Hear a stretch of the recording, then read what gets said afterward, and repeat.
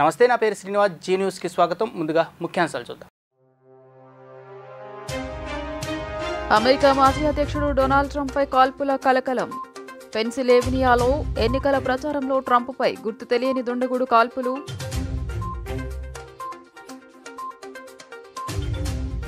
వైభవంగా మిలినియర్ ముఖేష్ అంబానీ తనయుడు అనంత్ అంబానీ పెళ్లి వేడుకలు.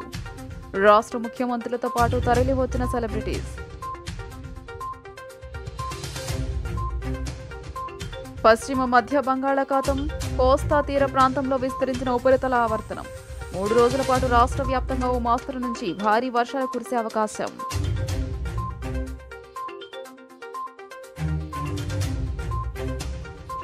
సెంట్రల్లో ఘనంగా మాజీ ఎంపీ గోకరాజు గంగరాజు 80వ జన్మదిన వేడుకలు. హాజరైన ఎమ్మెల్యే బోండా ఉమా. సామాజిక ఆధ్యాత్మిక సేవలతో పాటు రాజకీయాలకు ఔన్నత్యం తీసుకొచ్చిన వ్యక్తి గోకరాజు గంగరాజు అంటూ కితాబు. బిలియనీర్ ముఖేష్ అంబానీ చిన్న కుమారుడు అనంత్ అంబానీ రాధికా మర్చెంట్ వివాహానికి ప్రపంచ నలుమూలల నుంచి ప్రముఖులు, రాజకీయ నాయకులు, సినీతారులు హాజరవుతున్నారు. తాజాగా ముంబైలో జరుగుతున్న అనంత్ అంబానీ వివాహ వేడుకకు ఏపీ సీఎం చంద్రబాబు, భువనేశ్వరి, ఉప ముఖ్యమంత్రి పవన్ కళ్యాణ్ హాజరయ్యారు. అనంత్, రాధికా దంపతులను చంద్రబాబు దంపతులు ఆశీర్వదించారు. ప్రపంచంలోని కుబేరుల్లో ఒకరైన ముఖేష్ అంబానీ చిన్న కుమారుడు అనంత్ అంబానీ రాధికా మర్చెంట్ వివాహానికి ప్రపంచవ్యాప్తంగా ఉన్న ప్రముఖులు ముంబైలో సందడి చేస్తున్నారు. సినీ, రాజకీయ, వ్యాపార తదితర రంగాలకు చెందిన ప్రముఖులు హాజరవుతున్నారు. అనంత్ అంబానీ వివాహ వేడుకకు హాజరైన సీఎం చంద్రబాబు, భువనేశ్వరి, ఉప ముఖ్యమంత్రి పవన్ కళ్యాణ్ హాజరయ్యారు. శుభాశీర్వాద్ వేడుకకు హాజరై అనంత్ అంబానీ రాధికా దంపతులను చంద్రబాబు దంపతులు ఆశీర్వదించారు. వీరితో పాటు కేంద్ర పౌర విమానయాన శాఖ మంత్రి కింజరపు రామ్మోహన్ నాయుడు కూడా వేడుకల్లో పాల్గొన్నారు.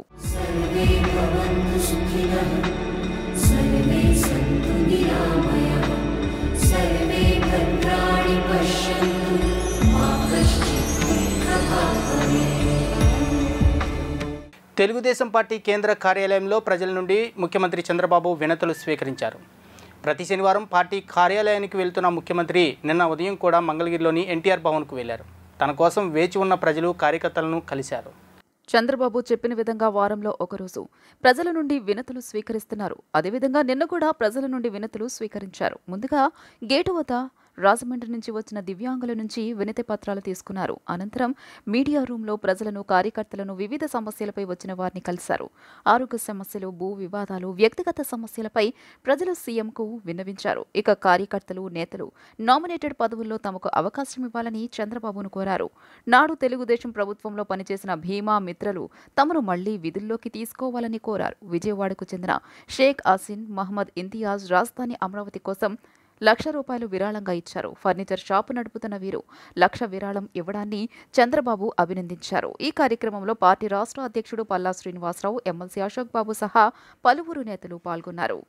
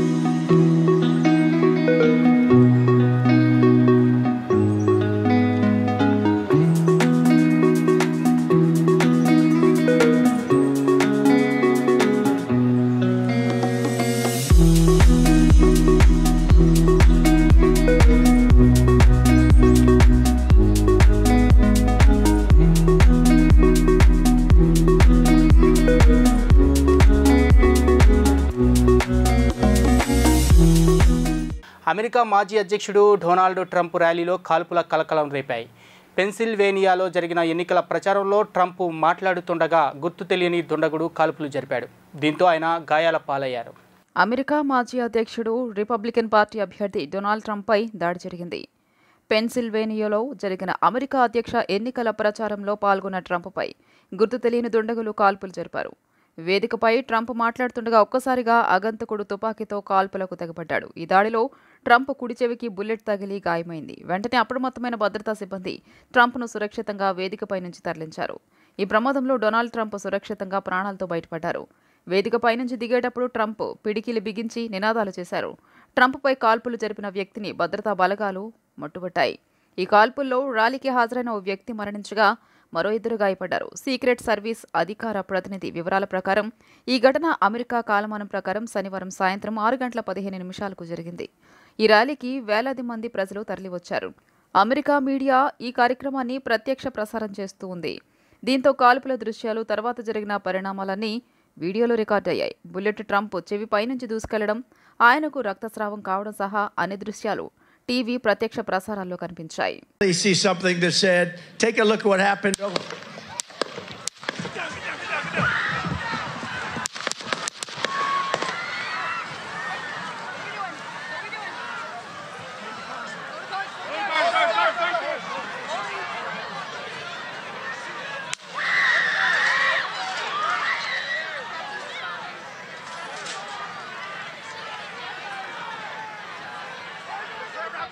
పెనుమర్సి అప్పలరాజు ఆధ్వర్యంలో పార్లమెంటు మాజీ సభ్యులు గోకరాజు గంగరాజు 80వ పుట్టినరోజు వేడుకలు సింగనగర్లో శనివారం ఘనంగా నిర్వహించారు. స్థానిక వివేకానంద హైస్కూల్ ప్రాంగణంలో జరిగిన కార్యక్రమంలో పాల్గొన్న సెంట్రల్ ఎమ్మెల్యే భోండా ఉమాకు వేద పండితులు ఘన స్వాగతం పలికారు. అనంతరం ఉమా గోకరాజు గంగరాజుకి ఘన సత్కారం అందజేశారు. ఈ సందర్భంగా ఎమ్మెల్యే భోండా ఉమామేశ్వరరావు గోకరాజు గంగరాజుకి జన్మదిన శుభాకాంక్షలు తెలియజేశారు.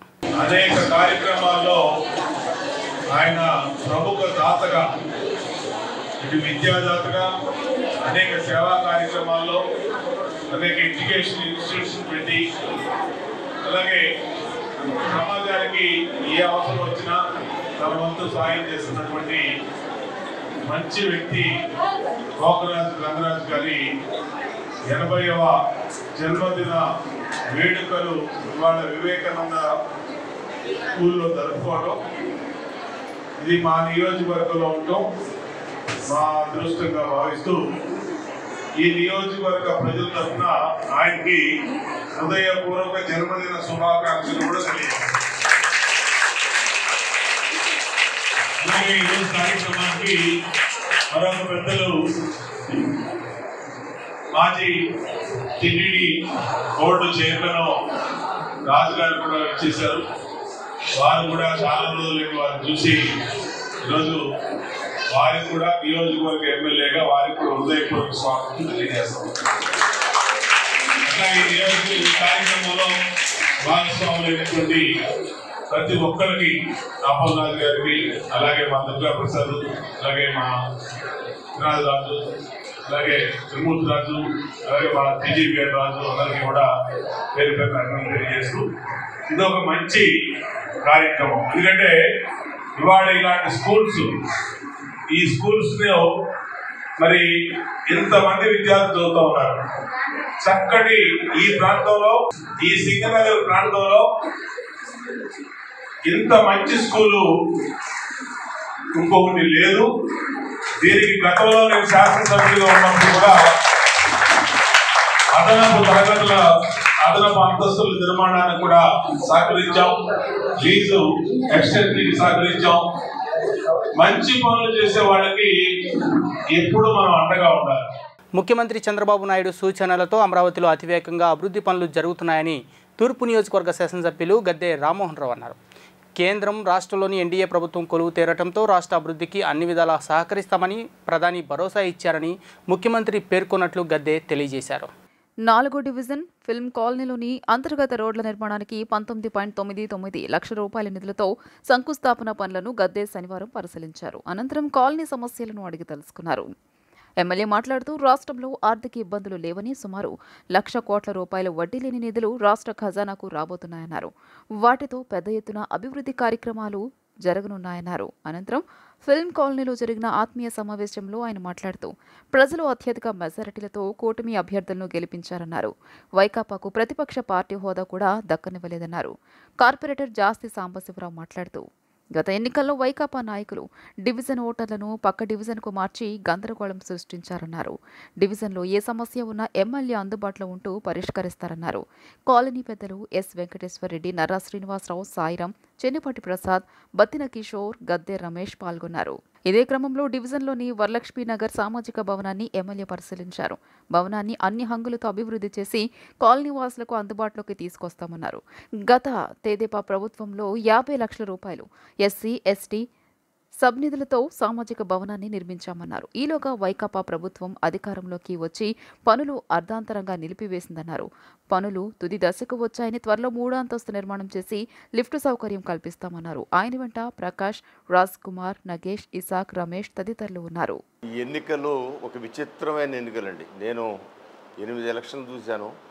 బట్ ఈ ఎలక్షన్లో జరిగిన ఎన్నికల విధానం చాలా విచిత్రం. నిన్న నేను చంద్రబాబు దగ్గరికి వెళ్ళినప్పుడు కూడా ఆయన ఆ మాట అన్నారు, ఈ ఎలక్షన్ ఒక విచిత్రంగా జరిగిందంటే అంతా మీ శ్రమే సార్, మీరు ఆ ఎండల్లో ఆ విధంగా మీటింగ్లు చెబుతుండే తట్టుకోలేకపోయారు. ప్రధానంగా మహిళలు సేనాపతులుగా ప్రవర్తించి ఈ యుద్ధాన్ని చేసిన వాళ్ళు మహిళలు అని చెప్పి ఆయన చెబితే చాలా ఆనందపడ్డారు ఆయన. సో ఆ విచిత్రమైన ఎన్నికలు సరే, మేము ఎక్కడ కొండల మీద తిరుగుతున్నప్పుడు ఏ కొండలైతే మా సొంతం అనుకున్నారో అక్కడ నేను అందరితో మా వాళ్ళతో చర్చిస్తూ ఉండేవాడిని. అక్కడికి వెళ్తే ఏ ఒక్కళ్ళు కూడా జగన్మోహన్ రెడ్డి బాగానే చేస్తున్నాడు అన్న మాట అనలేదు. ప్రతి ఒక్కళ్ళు వ్యతిరేకంగా మాట్లాడుతున్నారు. వీళ్ళేమో కొండలన్నీ మాయ అంటున్నారు.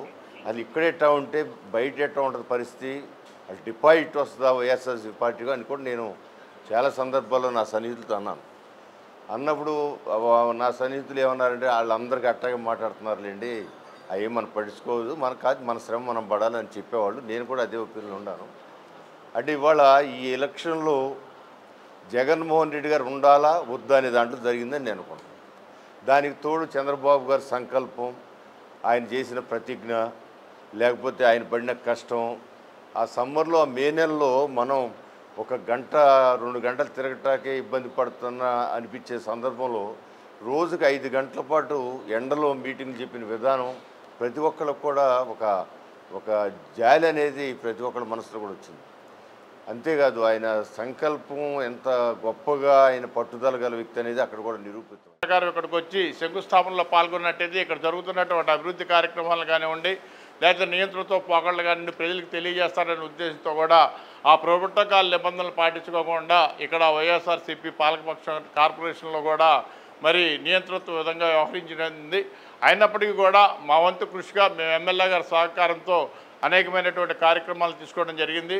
అదేవిధంగా ఈ రోడ్డు కాకుండా అవతల రోడ్డు కూడా మా కాళ్ళు నీళ్లుంటే ఆ రోజున కమిషనర్ గారికి అన్నీ కూడా ఫోటోలు పెట్టడం, ఎప్పటికప్పుడు ఇక్కడ ఉన్నటువంటి పరిస్థితులు కూడా వారి దృష్టికి తీసుకెళ్ళటం, శానిటేషన్ పరిస్థితులు కూడా ఎవరన్నా కంప్లైంట్లు ఇచ్చినా, వాటర్ కంప్లైంట్లు ఇచ్చినా కూడా మరి ఆ రోజున మేము రెస్పాండ్ అయ్యి మరి కమిషనర్ గారి నోటీసులో పెడతాంతో ఏఈ దృష్టిలో కూడా పెట్టడం జరిగింది. ఏదైనప్పటికీ కూడా గడిచిన ఈ 3.5 సంవత్సరాలు చీకటి కాలం, మరి ఇక్కడ అభివృద్ధి కార్యక్రమాలు కొద్దో గొప్ప జరిగినప్పటికీ కూడా ఇంకా అభివృద్ధి కార్యక్రమాలు జరగాలి. మాకు ఇంకా కార్పొరేటర్గా 18 నెలల కాలం ఉంది. ఈ 18 నెలల కాలంలో ఉన్నటువంటి సమస్యలన్నిటి మీద శానిటేషన్ కానివ్వండి, వాటర్ కానివ్వండి, లేకపోతే రోడ్లు కానివ్వండి, యూజీడీ కానివ్వండి, సమస్యల మీద దృష్టి కేంద్రీకరిద్దాం. పేదలకు సంబంధించిన అసైన్డ్ భూముల విషయంలో ఎల్లో మీడియా తప్పుడు కథనాలు రాస్తుందని వైఎస్ఆర్ కాంగ్రెస్ పార్టీ మాజీ ఎమ్మెల్యే కైలే అనిల్ కుమార్ మండిపడ్డారు. కూటమి ప్రభుత్వం మేనిఫెస్టోలు ఇచ్చిన హామీల నుంచి ప్రజల దృష్టి మరల్చేందుకే అసైన్డ్ భూములపై కట్టుకథలు అల్లుతున్నారని ధ్వజమెత్తారు. పేదల కోసం తెచ్చిన చట్టాన్ని కూడా తప్పుదారి పట్టించేలా వార్తలు రాశారని ఈనాడుపై ఆయన మండిపడ్డారు. చంద్రబాబు భజనే తప్ప పేదల బాగోగులు ఎల్లో మీడియాకు పట్టవా అని ప్రశ్నించారు. తాడేపల్లిలోని వైఎస్ఆర్ కాంగ్రెస్ పార్టీ కేంద్ర కార్యాలయంలో శనివారం ఆయన మీడియాతో మాట్లాడారు. పూర్తిగా గతి తప్పిన ఈనాడు రోజు రాతలు రాస్తోందని ధ్వజమెత్తారు. ఎన్నికల్లో ఇచ్చిన హామీలను టీడీపీ ప్రభుత్వం పట్టించుకోకపోయినా చంద్రబాబు పల్లెకి మోయడమే ఈనాడు లక్ష్యమని ఆగ్రహం వ్యక్తం చేశారు. చేసే కార్యక్రమం చేయండి. నిజంగా కూడా ఏమైనా తప్పులుంటే అవి తీసుకొచ్చి వాటిని వెలుగులోకి తీసుకురావడం మీ బాధ్యత. కానీ మీ ఆలోచన ఏ విధంగా ఉందంటే చంద్రబాబు నాయుడు గారు ఒక్కడ బాగుంటే చాలు ఈ రాష్ట్రంలో, చంద్రబాబు నాయుడు గారికి ఒక్కరికే మేలు చేయాలి, మేలు జరగాలి అని చంద్రబాబు నాయుడు గారు భజన చేసే కార్యక్రమం ఏ విధంగా సమంజసమో ఒక్కసారి ఆ ఈనాడు పత్రికా యాజమాన్యం ఆలోచించాలి. ఈ రాష్ట్ర ప్రజలందరూ కూడా గమనించవలసిందిగా మనం చేస్తా ఉన్నాం.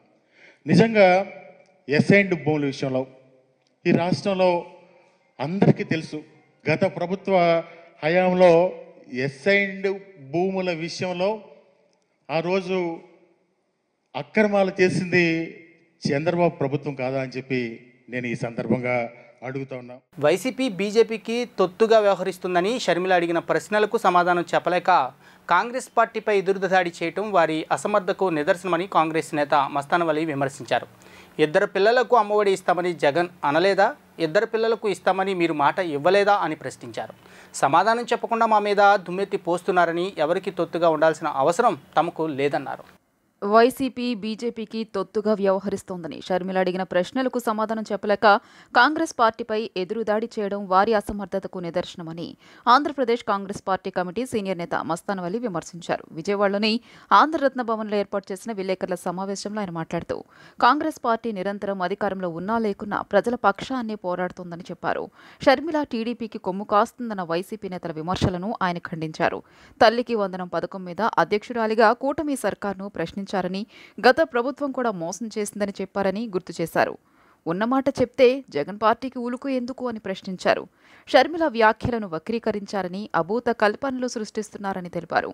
షర్మిల అడిగిన ప్రశ్నలకు సమాధానం లేక ఎదురుదాడి చేస్తున్నారని ఆరోపించారు. ఊహాజనిత మాటలు వైసీపీ నేతలు మాట్లాడుతున్నారని, కాంగ్రెస్ మీద అక్కసు వెళ్లగక్కారన్నారు. ఇద్దరు పిల్లలకు అమ్మ ఒడి ఇస్తామని జగన్ అనలేదా?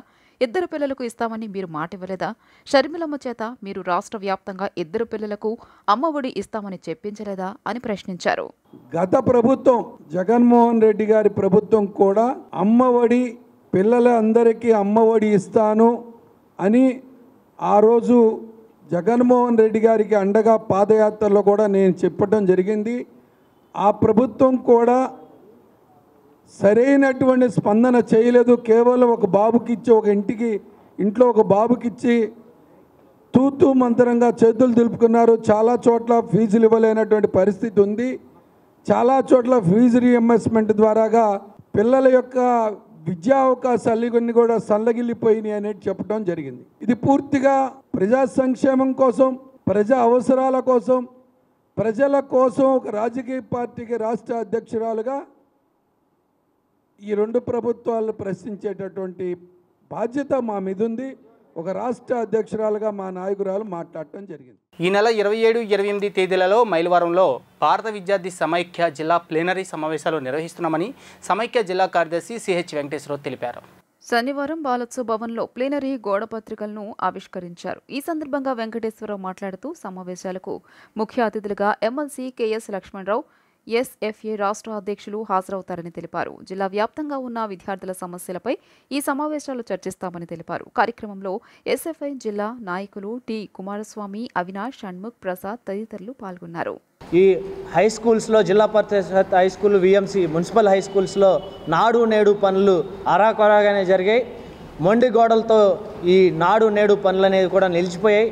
విద్యార్థులు అనేక సమస్యలు ఎదుర్కొంటూ ఉన్నారు. వాష్రూమ్స్ కూడా పూర్తిగా అన్నటువంటి పరిస్థితి ఈరోజు మనం ఉన్నటువంటి స్కూల్స్లో చూస్తూ ఉన్నాం. ఈ స్కూల్స్లో నాడు నేడును వెంటనే ఈ ప్రభుత్వం టేకప్ చేసి ఏదైతే పెండింగ్లో ఉన్నాయో ఆ సమస్యలు పరిష్కరించాలని ఈ జిల్లా ప్లీనరీ సమావేశాలకు ప్రముఖ విద్యావేత్త, ఎమ్మెల్సీ, కృష్ణా గుంటూరు జిల్లాల గ్రాడ్యుయేట్ ఎమ్మెల్సీ కెఎస్ లక్ష్మణరావు గారు హాజరవుతూ ఉన్నారు. 27వ తారీఖు భారీ ర్యాలీ బహిరంగ సభ జరుగుతూ ఉంది. దాంతోపాటుగానే 28వ తారీఖు డెలిగేషన్ సెక్షన్ జరుగుతూ ఉంది. విద్యావేత్తలు, ప్రముఖులు అందరూ కూడా ఈ ప్లీనరీ సమావేశాల జయప్రదానికి సహకరించవలసిందిగా కోరుతా ఉన్నాం. ఎస్ఎఫ్ఐ ఇంటర్ జిల్లా ప్లీనరీ సమావేశాలు ఈ నెల 27, 28 తారీఖుల్లో మైలవరంలో జరుగుతున్నాయి. ఈ ప్లీనరీ సమావేశాలు విద్యార్థి సమస్యలపై, విద్యారంగంలో వచ్చే మార్పులకై ఈ ప్లీనరీ సమావేశాలు జరుగుతున్నాయి. దీనికి విద్యార్థులు, విద్యావేత్తలు సపోర్ట్ చేయాల్సిందిగా కోరుతున్నాం. గత ప్రభుత్వ హయాంలో మూసివేసిన ఈ సేవ, మీ సేవ వ్యవస్థను తిరిగి పునర్వ్యవస్థీకరించాలని, రోడ్డున పడ్డ 607 మంది ఉద్యోగులను తిరిగి కొనసాగించాలని ఏపీ ఈ సేవ, మీ సేవ కాంట్రాక్ట్ ఎంప్లాయీస్ యూనియన్ నగర ప్రధాన కార్యదర్శి ఎంబీ సుధాకర్ రాష్ట్ర ప్రభుత్వాన్ని కోరారు. శనివారం విజయవాడ బాలోత్సవ్ భవన్లో నిర్వహించిన విలేకరుల సమావేశంలో సుధాకర్ మాట్లాడుతూ ముఖ్యమంత్రి నారా చంద్రబాబు నాయుడు దూరదృష్టితో 2003వ సంవత్సరంలో ప్రజలకు అన్ని రకాల ప్రభుత్వ సేవలు ఒకే చోట ఉండాలని ఈ సేవా వ్యవస్థను ప్రారంభించారని, రాష్ట్ర విభజన తర్వాత 13 జిల్లాల్లోని 170 ప్రభుత్వ అర్బన్ మీ సేవా కేంద్రాల్లో 607 మంది ఉద్యోగులు విధులు నిర్వహిస్తున్నారని తెలిపారు. వీరి ద్వారా 376 రకాల సేవలు అందేవన్నారు. దీంతో ఏడాదికి కోట్ల రూపాయలు ప్రభుత్వానికి ఆదాయాన్ని సమకూరేదన్నారు. గత వైకాపా ప్రభుత్వం కక్షపూరితంగా ఈ సేవ మీ సేవా వ్యవస్థను నిర్వీర్యం చేసిందని తెలిపారు. వార్డు సచివాలయాల్లో కలిపేసి ఉద్యోగులను రోడ్డున పడేశారని తెలిపారు. కావున ఈ సేవ మీ సేవ వ్యవస్థలను పునర్వ్యవస్థీకరించి ఉద్యోగులను కొనసాగించేలా ప్రస్తుత ప్రభుత్వం చర్యలు తీసుకోవాలని ఆయన కోరారు. అనంతరం రాష్ట్ర ఉప ముఖ్యమంత్రి పవన్ కళ్యాణ్, విద్యాశాఖ మంత్రి నారా లోకేష్ను కలిసి వినతి పత్రం అందజేసిన పత్రాలను ప్రదర్శించారు. కార్యక్రమంలో నగర కమిటీ నాయకులు ఎం బాబురావు, సిహెచ్ నాగేశ్వరరావు, బి అశోక్ కుమార్, ఎం రవికిరణ్, రాజ్ కుమార్, నాగమణి తదితరులు పాల్గొన్నారు. 2003వ సంవత్సరంలో ప్రభుత్వ గవర్నమెంట్ అర్బన్ ఈ సేవా వ్యవస్థని ప్రారంభించడం జరిగింది.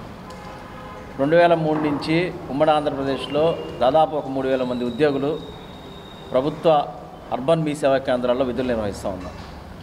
గత 18 సంవత్సరాలుగా ప్రజలకి ప్రభుత్వానికి మధ్య వారధిగా పనిచేస్తూ ప్రభుత్వం ప్రవేశపెట్టేటువంటి అనేక ప్రభుత్వ కార్యక్రమాలతో పాటు ప్రజలకు అందించడంతో పాటు అత్యంత ముఖ్యమైనటువంటి కరెంటు బిల్లు, ఇంటి పన్ను ఛార్జీలు, ప్రజలకు సంబంధించినటువంటి డేట్ ఆఫ్ బర్త్ సర్టిఫికేట్ ఇవన్నీ కూడా దాదాపు 400 సర్వీసులు అనునిత్యం ప్రజలకు అందిస్తూ ప్రతి ఏడాది 4000 కోట్ల రూపాయలు ప్రభుత్వ సంస్థలకు ఆదాయాన్ని సమకూరుస్తూ అదనంగా మరొక 50 కోట్ల రూపాయలు యూజర్ ఛార్జెస్ రూపంలో ప్రభుత్వానికి ఆదాయాన్ని సమకూర్చేటువంటి ఈ సేవా వ్యవస్థను 2019 సంవత్సరంలో అధికారంలోకి వచ్చినటువంటి వైసీపీ ప్రభుత్వం గ్రామ వార్డు సచివాలయ వ్యవస్థను తీసుకొచ్చి ప్రభుత్వ ఈ సేవా కేంద్రాలని నిర్వీర్యం చేయడంలో భాగంగా గవర్నమెంట్ పరిధిలో ఉన్న 170 కేంద్రాలని మూసివేయడం జరిగింది.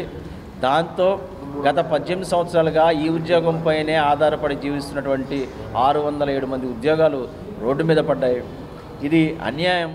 నారా చంద్రబాబు నాయుడు గారు 2003 సంవత్సరంలో ఈ గవర్నెన్స్ని నేను తీసుకొస్తున్నానే పేరుతోటి మీ సేవా కేంద్రాన్ని ప్రారంభించడం జరిగింది. అప్పుడు ఉమ్మడి ఆంధ్రప్రదేశ్లో 400కు పైగా మీ సేవా కేంద్రాలు నడిచాయి. 3000 మంది వరకు కూడా ఎంప్లాయీస్ దాంట్లో ఉపాధిని పొందినటువంటి పరిస్థితి ఉంది. దాని ద్వారా గవర్నమెంట్కి రెవెన్యూ వచ్చినటువంటి పరిస్థితి కూడా ఉంది. కానీ ఇది తెలంగాణ, ఆంధ్రప్రదేశ్ల కింద విడిపోయిన తర్వాత 2 రాష్ట్రాల్లో కూడా ఈ సేవా కేంద్రాలు కొనసాగినాయి. కానీ ఎప్పుడైతే జగన్మోహన్ రెడ్డి గారు అధికారంలోకి వచ్చారో ఈ సేవా కేంద్రాలని తీసి వాటి స్థానంలో మేము వార్డు సచివాలయాలు తీసుకొస్తున్నాం, ఈ సేవల సర్వీసులన్నీ కూడా వీళ్ళు ఇస్తారని చెప్పారు. కానీ ఈ సేవా కేంద్రాలు ఉన్నప్పుడు దాదాపుగా 500 రకాల సర్వీసులు వివిధ డిపార్ట్మెంట్లకు సంబంధించినటువంటివన్నీ కూడా ఒకే చోట ఈ ఉద్యోగులందరూ కూడా అందించినటువంటి పరిస్థితి ఉంది.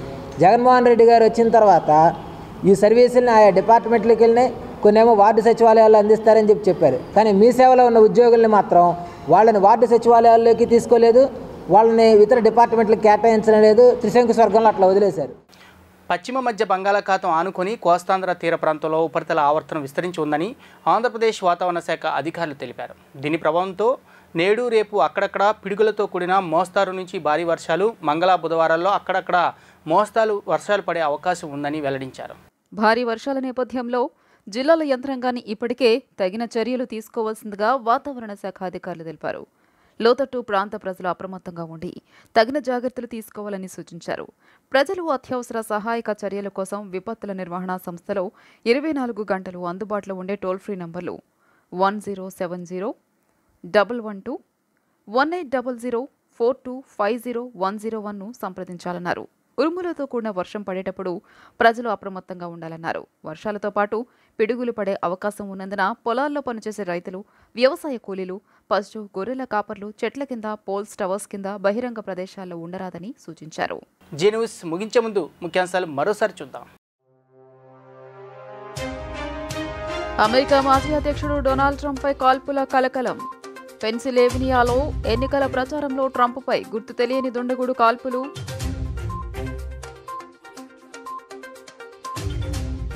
వైభవంగా మిలినియర్ ముఖేష్ అంబానీ తనయుడు అనంత్ అంబానీ పెళ్లి వేడుకలు. రాష్ట్ర ముఖ్యమంత్రులతో పాటు తరలివచ్చిన సెలబ్రిటీస్. పశ్చిమ మధ్య బంగాళాఖాతం కోస్తా తీర ప్రాంతంలో విస్తరించిన ఉపరితల ఆవర్తనం 3 రోజుల పాటు రాష్ట్ర వ్యాప్తంగా ఓ మోస్తరు నుంచి భారీ వర్షాలు కురిసే అవకాశం.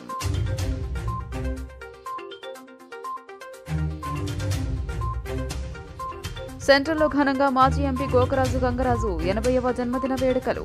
హాజరైన ఎమ్మెల్యే బోండా ఉమా సామాజిక ఆధ్యాత్మిక సేవలతో పాటు రాజకీయాలకు ఔన్నత్యం తీసుకొచ్చిన వ్యక్తి గోకరాజు గంగరాజు అంటూ కితాబు. జీ న్యూస్ ఇంతటితో సమాప్తం. తిరిగి ప్రసారమయ్యే కార్యక్రమంలో మళ్ళీ కలుద్దాం. అంతవరకు సెలవు. నమస్కారం.